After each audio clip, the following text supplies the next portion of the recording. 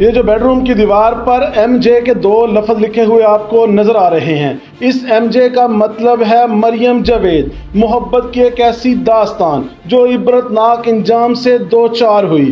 آج کہانی کی طرف بڑھتے ہیں اور اس سچی کہانی کا آغاز ہوتا ہے شیخو پورہ کا علاقہ ہے شرک پور شریف، اور وہاں کی بستی ہے جس کا نام ہے بستی سکھاں والی۔ وہاں کے ایک ایسے انسان کی داستان ہے جس کا نام حاجی جاوید ہے۔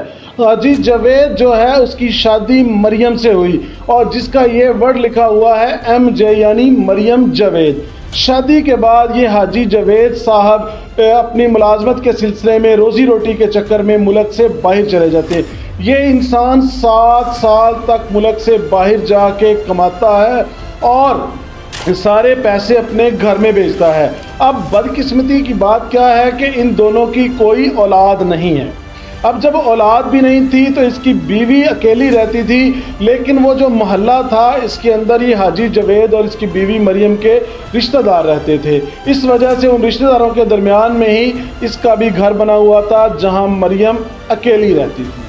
اب ہوتا کیا ہے کہ 7 سال گزر جاتے ہیں اور یہ حاجی جاوید ملک سے باہر کا جو پردیس کاٹنے کے بعد پاکستان میں شرک پور شریف واپس آ جاتا ہے۔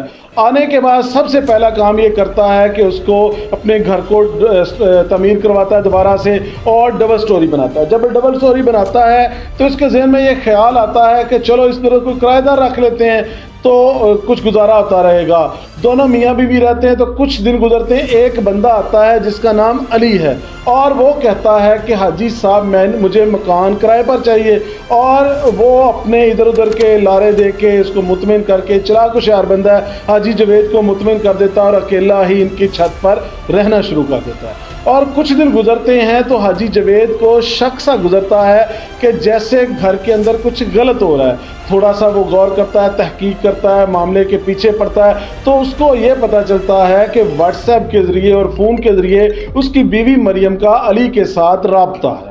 اب وہ اس کو اپنی بیوی کو پوچھتا ہے تو وہ آگے سے لڑنا جھگڑنا شروع کر دیتی ہے، لڑائی جھگڑا بڑھ جاتا ہے۔ اب یہ کیا کہتا ہے کہ تم انسان کی اولاد بن جاؤ، وفا کرو، میں تم سے محبت مانگتا ہوں اور تمہاری وفا مانگتا ہوں، جو کچھ تم سے ہوا، جو غلطیاں تھیں میں ساری معاف کرتا ہوں، ہم اپنے گھر کو بساتے ہیں۔ اب ہوتا کیا کہ یہ اس علی کو کہتا ہے کہ میرا گھر خالی کر دو۔ اس کی بیوی جو ہے وہ بجائے اس کے کہ سمجھنے کے کیا کرتی ہے، وہ علی کے ساتھ رابطے میں رہتی ہے۔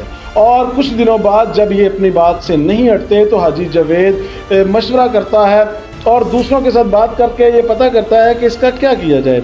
تو یہ اس کا جو ایک رشتہ دار ہے وہ اسے مشورہ دیتا ہے کہ آپ اپنی بیوی کو طلاق دے دو۔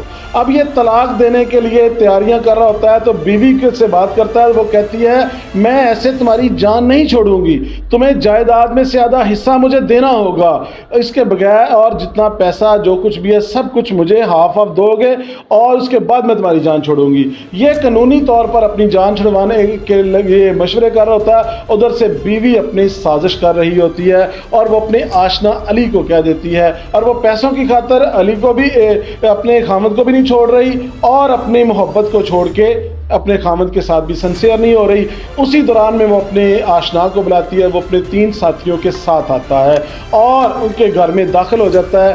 یہ حاجی جاوید کو پکڑ کے باندھ دیتے ہیں اور بے تحاشا تشدد کا نشانہ بناتے ہیں، اتنا زیادہ کہ اس کے سارے جسم پر ایک ایک عضو کو نشانہ بنا کے توڑتے ہیں اور برا حال کر دیتے ہیں، زخمی کر دیتے ہیں۔ اس کے بعد یہ اس کی آنکھوں پر گولیاں مارتے ہیں اور وہاں سے فرار ہو جاتے ہیں۔